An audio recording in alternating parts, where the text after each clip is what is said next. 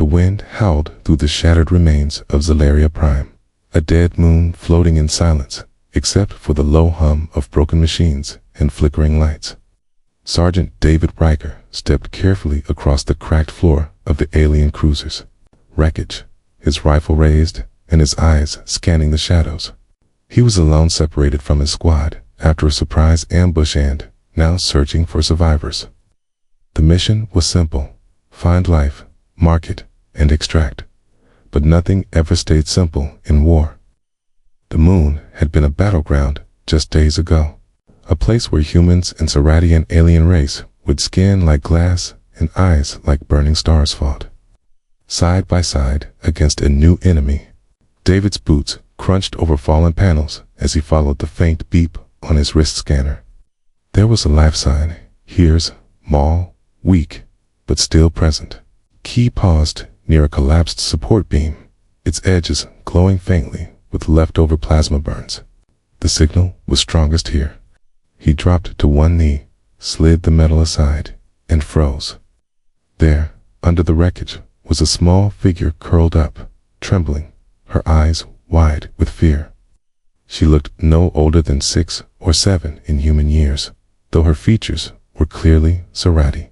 Her skin shimmered violet, streaked with dust, and her delicate arms were wrapped around a tiny charm, something royal, something important. Riker lowered his weapon, sensing no threat. "Hey, it's okay," he said softly, knowing she wouldn't understand, but saying it anyway. The girl didn't speak. She didn't move. But then, slowly, her large glowing eyes met his, and she reached out a thin, trembling hand. Without thinking, Riker took it. Her grip was weak, but it held desperation.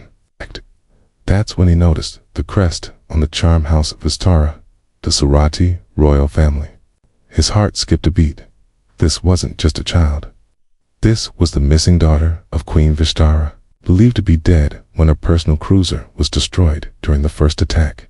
If anyone else found her, she'd become a tool in the war used to fuel propaganda, leverage power, or worse. His radio crackled to life with a command from HQ, something about enemy ships picking up movement nearby. He clicked it off. Couldn't risk her location getting out. "Got you," he whispered, lifting her gently into his arms. She clung to his armor like a shadow. He moved quickly, silently, exiting the wreck and ducking behind jagged rocks as a scout drone buzzed overhead. They were already hunting. The girl whimpered, but David soothed her with quiet words, his free hand gripping his weapon. The skiff he'd hidden in the canyon was still there, half buried in dust, but functional. He placed her inside, scanned the horizon, and kicked the engine on. They shot forward just as an energy blast tore into the rocks behind them. Drones. Fast ones. They'd been waiting. He swerved hard, barely avoiding a second blast. "Hang on," he shouted, even though she couldn't understand. The girl clutched his vest tighter, eyes shut, tears streaking down her glowing cheeks. David guided the skiff through narrow canyon walls, dodging incoming fire, using the terrain to shield them. He activated a false signal beacon and launched it west, tricking the drones into chasing a fake escape route. It worked for now, but time was thin. He knew reinforcements weren't coming. He was deep in no man's land, and HQ wouldn't send more soldiers for one man and a mystery signal. But he couldn't turn back. He looked down at the girl, so small, so quiet, and felt a firelight in his chest. She wasn't just a lost child. She was hope. If she survived, peace might have a chance. He reached for the nav system and plotted a course to the orbital edge where the Serati fleet might still be patrolling. The girl opened her eyes and stared up at him. "Safe?" she asked in a whisper, the word rough but clear. David blinked. She had learned it maybe from hearing him say it over and over. He gave her a small smile. "Not yet," he said, gripping the controls tighter as the skiff rose toward the dark sky. "But I promise you'll get you there." Behind them, the drones, turned around. Tease was far from over. The skies above Zelaria Prime burned as Sergeant David Riker gripped the controls of the stolen skiff, pushing the battered engine to its limits, while the child, the sorority girl with glowing violet eyes, sat huddled beside him, her fingers clinging tightly to his armored sleeve. Her name was still a mystery, but her silent trust was not. Behind them, streaks of red light flashed through the sky as hunter drones locked on to their heat signature. The insurgents had noticed them. They weren't ordinary pirates or scavengers.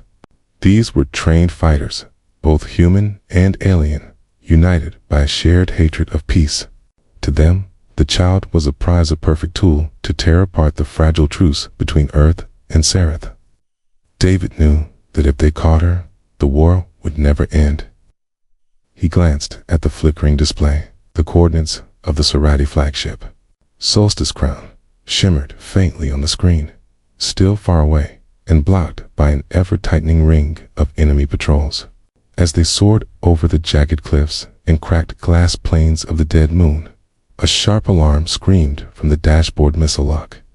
David yanked the controls, sending the skiff diving into a narrow canyon. The engine screamed in protest as wind and fire followed them down. A missile exploded behind them, shaking the skiff violently and throwing sparks across the console. The child cried out in fear, but David reached over and steadied her, shielding her from the fire with one arm as he guided the vehicle through the narrow rock walls. Above, drones zipped past, scanning, circling, hunting. He couldn't outrun them, not forever. He needed a plan. Just then, a shadow passed overhead. He looked up and saw Ida, massive enemy dropship, painted black, lowering slowly toward the canyon floor ahead. It was blocking their escape. Thinking fast, David slammed a button on the console, triggering a smoke burst from the rear. The air filled with thick gray fog, confusing the drones and hiding their signal for a few seconds. It was enough.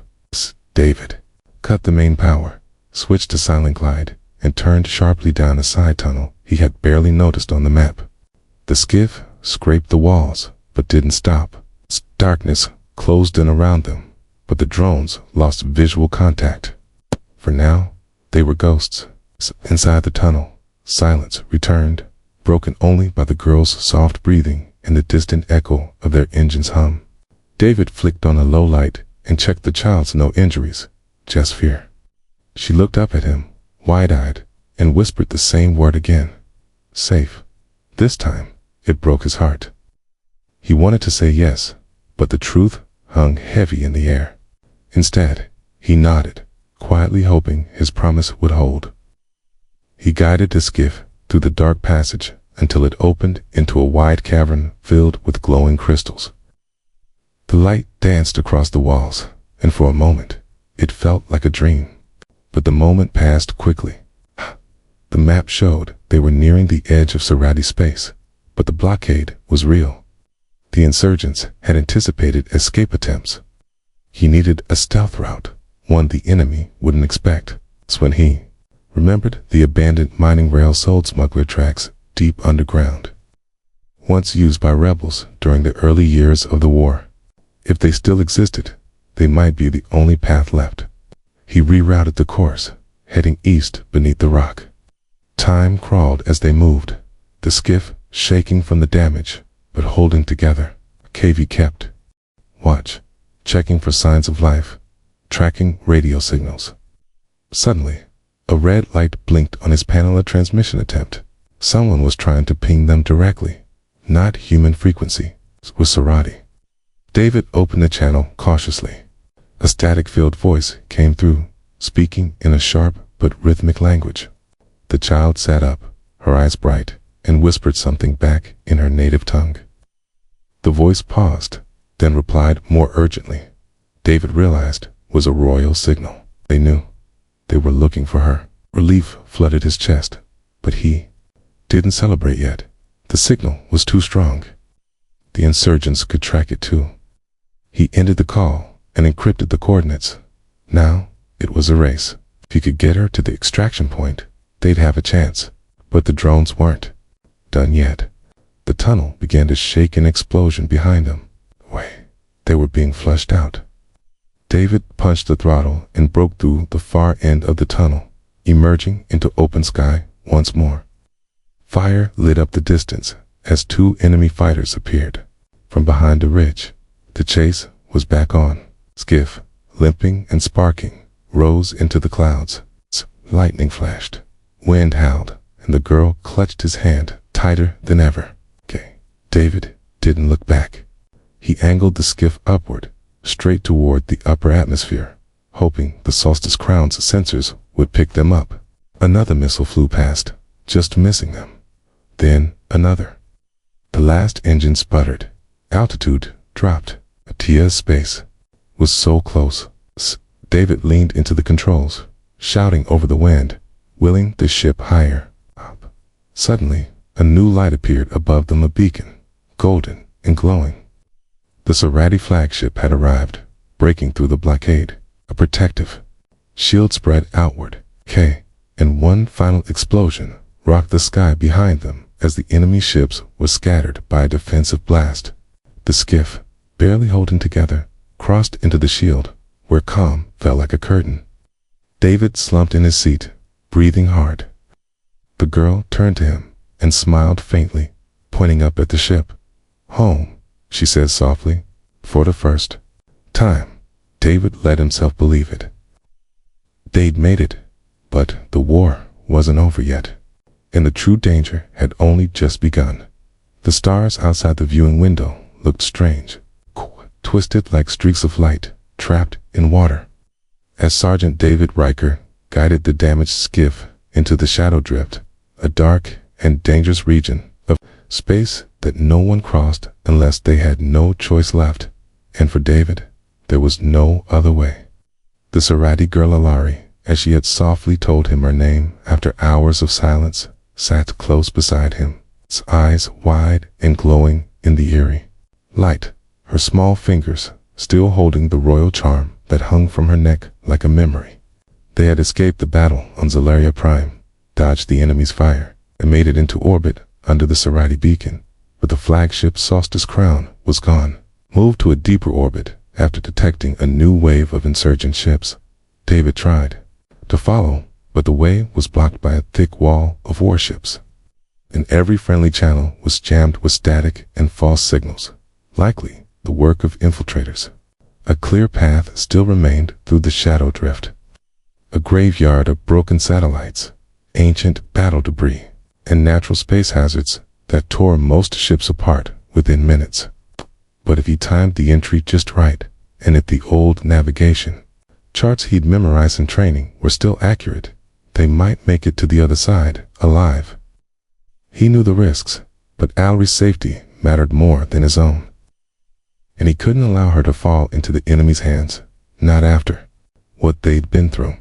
As he powered the skiff into the swirling dark cloud of fractured light and magnetic storms, static crawled across the ship's hull, and the sensors blinked with warnings. Gravity spikes, unstable currents, hull stress. But David pressed forward, threading them through tight turns between spinning wreckage and old warship husks that drifted like silent ghosts. A sudden jolt rocked the ship as a blast wave from an old mine knocked them sideways, sending Alari into his arms with a cry. But he caught her and steadied her gently, whispering that it would be okay, even if he wasn't sure it would. Ahead, a storm of electric plasma blocked their path, glowing like a curtain of lightning. David remembered the advice an old pilot once gave him: don't fight the drift, flow with it. He adjusted the engine output, let the ship fall into a slow roll, and let the pull of the current drag them through a narrow arc that skimmed just under the plasma wave, missing it by inches. Alari gasped in awe as colors danced outside the window: blue, gold, and violet, like fire caught in a wind tunnel land. Then they burst free into a wider zone of stillness where no light seemed to reach. A place so quiet that even the engines sounded like whispers. David scanned for threats. There were no ships, but something was wrong to quiet, to still. A low thump echoed through the hull, then another. Key looked out and saw strange lights moving between the wrecks, motionless at first, then shifting with unnatural grace. Old ghost tech, maybe defense drones from wars long past, still active, still hunting anything that moved. They didn't show up on sensors, only in reflections. David dimmed the ship's power, switched to silent mode, and held their breath. As the shadows moved closer, Laurie didn't speak, only held tight to his hand. One drone drifted past, its red eye scanning the skiff's surface. It paused. David froze. For a moment, he thought it saw them. But then it drifted away, vanishing into the dark. He exhaled slowly, then powered forward again, careful and slow, until they cleared the graveyard. Suddenly, an alert blinked fuel. Low. Dangerously low. He had miscalculated, or the damage had worsened. They weren't going to make it to the other side unless they found a recharge source. He remembered hearing stories about an old Sci-Fi way station hidden inside the drift, once used by smugglers and traders during the early days of peace. It was unmarked, off-grid, and protected by a field that made it nearly invisible. He rerouted their path, searching for energy signatures, and after an hour of tense scanning, found a soft pulse, barely there, but real. The station appeared, like a shadow among shadows, a cracked and half-lit dome attached to a spinning asteroid. He docked carefully, stepping out with a blaster in hand, while Alari remained inside, watching with nervous eyes. The airlock worked, barely, and the inside of the station smelled of metal, oil, and dust. Lights flickered as he searched for a working port. As he connected the fuel adapter, a sound echoed down the hallway, metal feet, clicking softly. He spun, weapon raised, and a figure stepped into view, cloaked in worn armor, a long blade on its back, a Serati elder, face lined with glowing. Tatis raised his hand slowly and said, in broken English, "No fight. Help." David didn't lower the weapon immediately, but the elder reached out and whispered something that made Ilari, still inside the skiff, sit up straight and call back in her native language. The man's eyes widened and he bowed low. "The Lost Star returns," he said. He explained that he had once served House Vistara, cast out after a failed mission. Hand had lived in the drift ever since, watching, waiting, and hiding from those who would destroy peace. He had seen the signals, felt the shift in power, and knew something terrible was coming. David asked if the Queen was alive. The elder nodded. "She searches. She mourns. But now, she will fight." As the skiff refueled, the elder gave David a new route, one not on any map, one that would take them past the blockade. Before they left, Ilari stepped out, walked up to the elder, and placed her small hand on his. Her voice was quiet, but strong, and though David didn't understand the words, he felt the meaning. She was grateful. She was ready. They returned to the skiff. Systems restored and powered away from the station. As they drifted once more into the cold dark, the elder raised a hand in farewell and disappeared into the mist. David adjusted their heading. They were close now. One final push through the last edge of the drift, and they would reach the outer rim of Serati territory. But something followed them, one last drone, silent, fast, and hidden until now. Locked onto their signal and began closing in. David fired a flare to distract it, spun the skiff through a dense magnetic field, and managed to shake it for the moment. But as the drift thinned and real stars began to appear once more, he knew the chase wasn't over. They had made it through, but the final challenge still waited ahead. Alari sat beside him, holding his hand, and whispered something new in English. "You are brave." David didn't answer. He just smiled and looked forward, where the light of a waiting future finally began to shine through the dark. The stars, Over the Serati border glimmered cold and silent as Sergeant David Riker pushed the skiff toward the last relay point. His hands tight on the controls and his eyes locked on the faint signal of a hidden safe zone that flickered across the screen like a heartbeat. If they reached it, stealth transport would take Ilari to the Royal Enclave, where her mother, the Queen, was said to be waiting in grief and fire, holding back war with her voice alone. But something was wrong. David felt it in the air, the kind of quiet before a storm. And just as the thought crossed his mind, the skiff's warning lights flared red. Not from a system error this time, but from an external, threaded distress signal, faint and broken, coming from nearby wreckage in a drifting debris field. And it was human, unmistakably a soldier's beacon, pinging weakly through the static. David hesitated, knowing time was running out, and every second delayed the girl's safety. But he couldn't leave a fellow soldier behind, not even out here where the rules didn't matter anymore. So he changed course, angling the skiff toward the broken cluster of steel and glass that floated like bones in space, and as they got closer, he saw the remains of a downed dropship Pan, older Terran model used during the first Serati conflict. Tide's hull torn apart, escape pod ports burned, but one section still faintly lit, barely holding power, and somewhere inside that, the signal still pulsed. David parked the skiff close and told Ilari to stay inside no matter what, her eyes full of worry as she clutched the charm around her neck.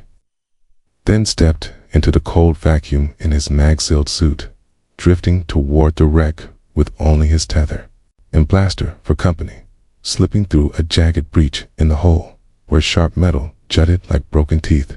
Inside, the ship was dark and smelled of ozone and ash. Lights flickering along the corridor, and the sound of his own breathing filled his helmet until a sudden scrape made him freeze. A faint shuffle ahead, past a bulkhead door, so he raised his weapon and crept forward, voice steady as he called out, "This is Sergeant Riker. Terran, possessive, you're alive. Signal now." And for a long moment, there was only silence until a soft thump responded, then another, like someone tapping metal weakly, and he moved fast, forcing the door open to find a small emergency chamber still sealed. And inside was a soldier barely conscious, armor scorched, helmet cracked, but alive, a corporal from the insignia, young and pale with wide, scared eyes that lit up the second they saw David. He broke the seal and helped the soldier out, supporting his weight as they made their way back through the wreck. But as they reached the breach, David's helmet lit up with a new alert movement near the skiff. Demi heat signatures closing fast. 2, maybe 3 small ships uncloaking from behind the field. Likely hidden drones or mercenaries waiting for a response to the same distress call. A trap set to bait rescue teams or stragglers, and now they were exposed. David cursed under his breath and moved quicker, firing his grappler and pulling both himself and the injured soldier back toward the skiff, just as the first enemy ship opened fire, shots sparking across the shield he had left running on low. Power Ilari had activated emergency systems from inside, smart and fast, but scared. Her face pale as she watched through the viewport while David slammed into the hatch, dragging the soldier inside and sealing the door as lasers cracked the outer shell. The skiff rattled hard, alarms blaring as David threw the new arrival into the co-pilot seat and jumped back into the pilot chair, hands flying over controls while Ilari reached for the soldier's hand and held it, calming him with only a look.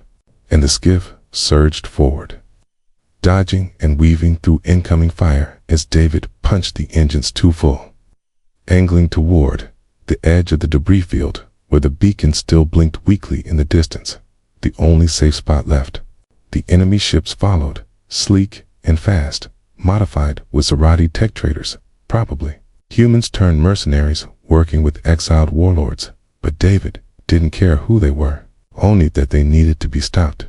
And as they raced through the tight corridors of wreckage, he triggered the ship's rear mine launcher, releasing 2 magnetized charges that clung to the closest pursuer just long enough to explode in a burst of blue flame, sending it spiraling into the void.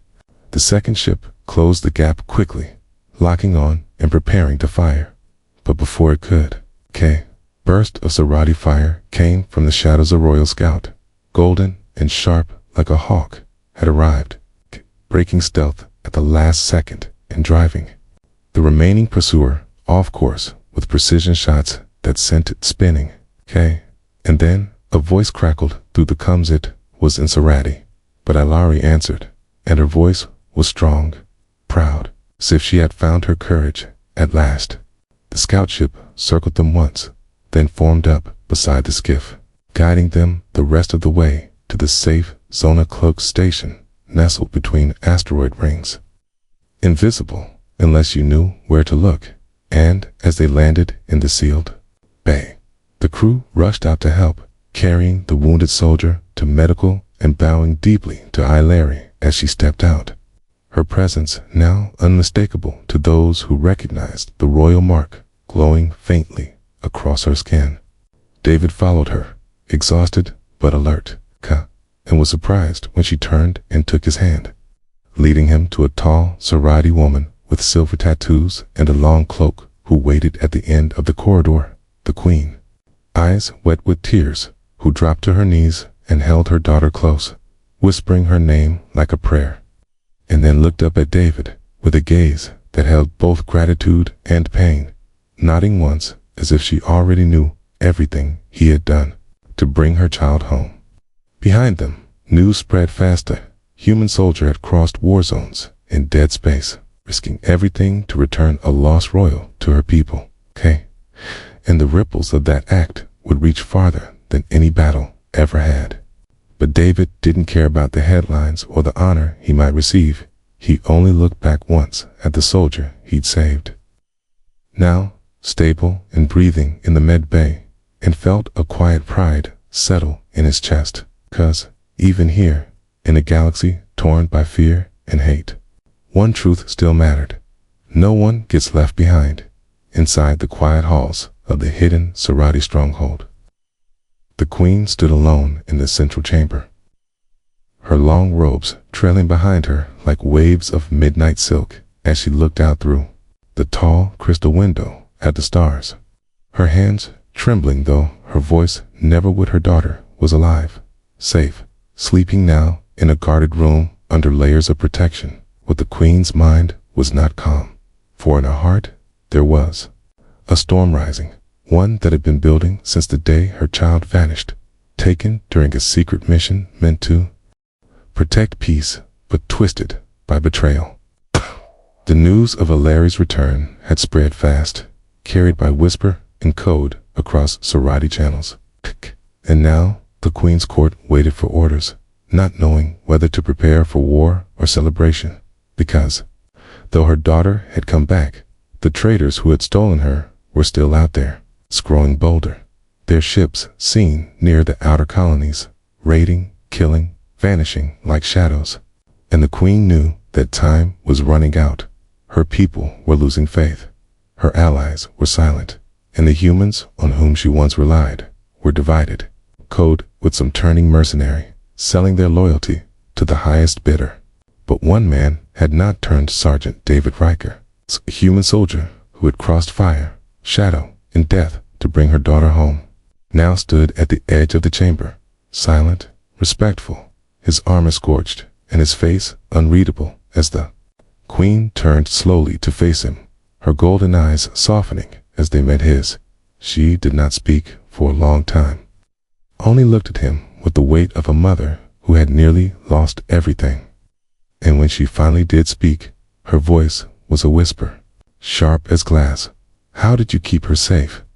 David answered simply, telling her of the escape, the wreckage, the shadow drift, the old Zarati station, the attack, the rescue, and through it all, the queen listened, nodding slowly, each word carving a clearer picture of the danger her enemies now posed, for only a power with deep knowledge of their systems could have planned the trap he walked into, and only someone within her own ranks could have sent the false signals.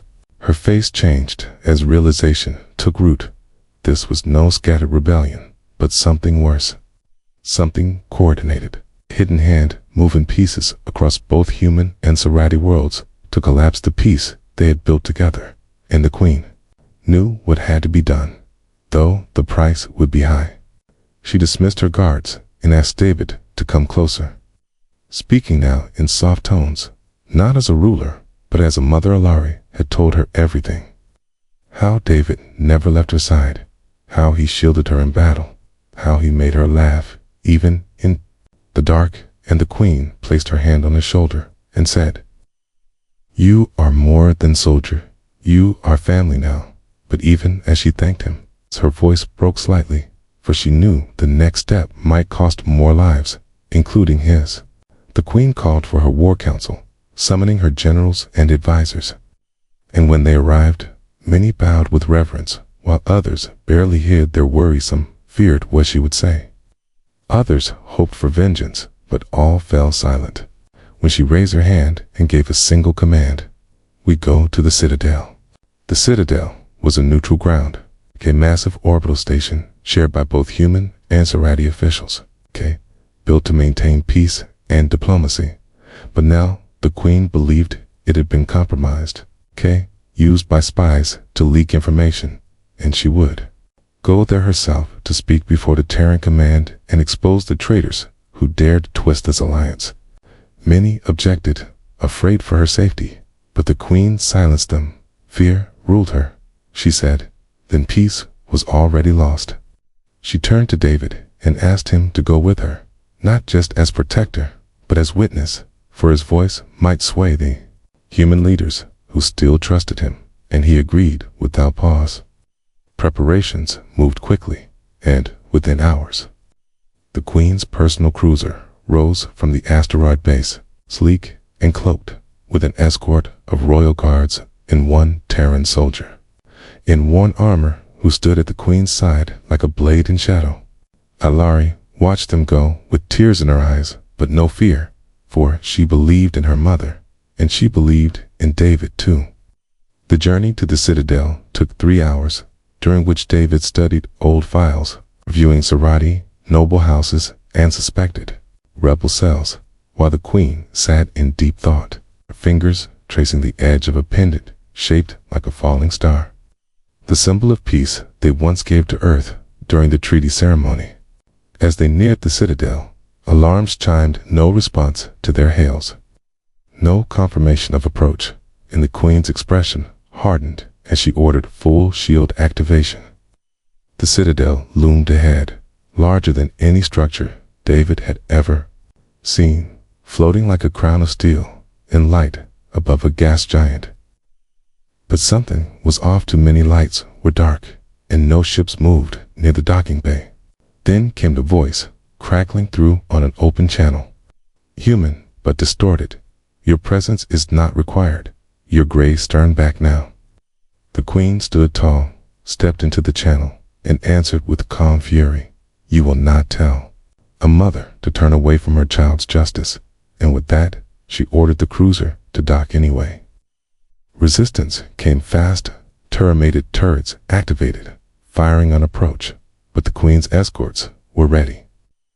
Jamming systems and blasting. A hole through the docking gate, just large enough for a team to breach. Inside, the Citadel was a ghost bodies of guards lay silent. Systems had been shut down or rerouted. Strange markings had been painted across the walls. Symbols, not Serati, not Terran, but something new. David led the way, scanning for life signs, finding only a few survivors hidden in sealed rooms, who whispered of a sudden betrayal, an inner circle taken over, and command shut out from their own systems. The Queen pressed on, deeper into the main hall, and there, in the center of the once grand chamber, stood a group of figures cloaked in black and gold, their faces hidden. One, stepping forward to speak with a voice David recognized it was a former Terran general, long thought missing, now speaking of a new order, free of the weakness of alliance, claiming that only through chaos could the strong rise.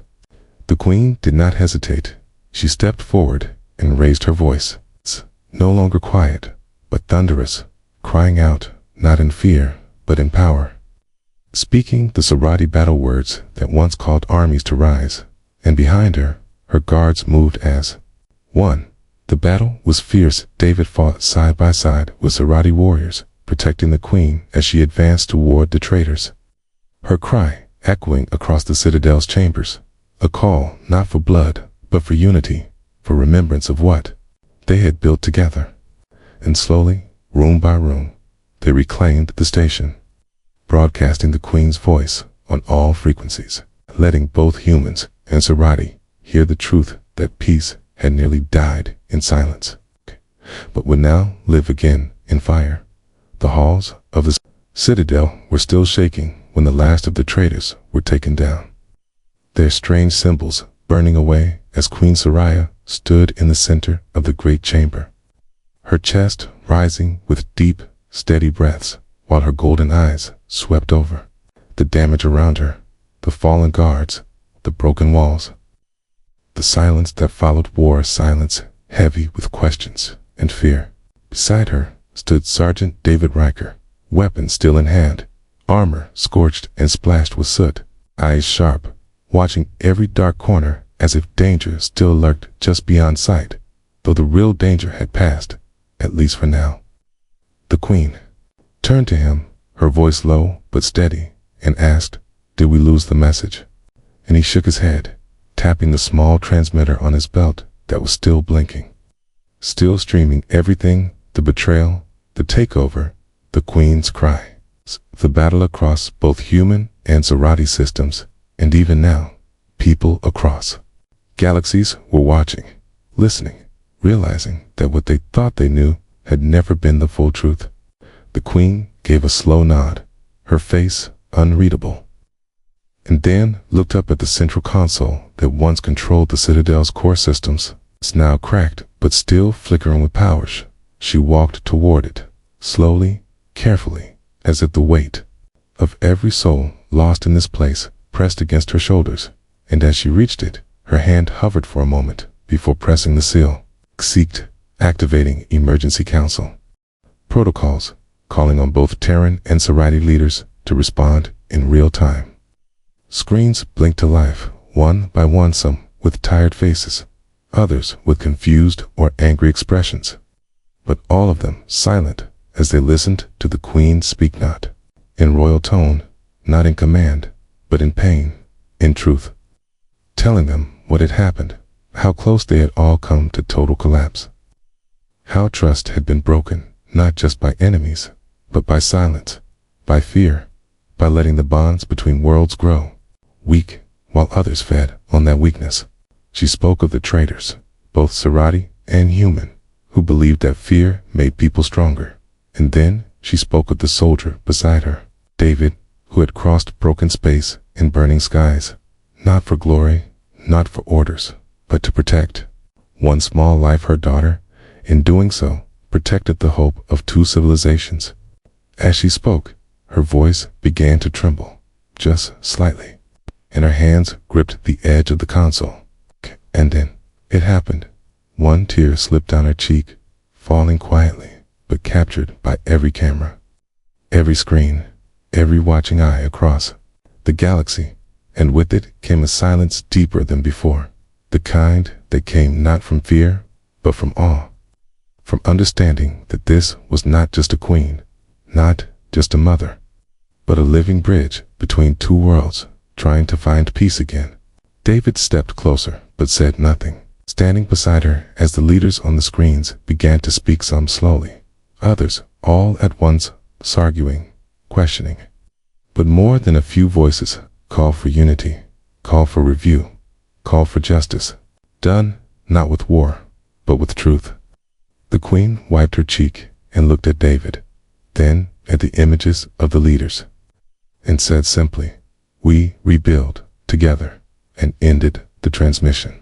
But the story did not stop there. Within hours, the image of the queen's tear had been shared across billions of devices, translated into hundreds of languages, with people calling it the tear that woke the stars.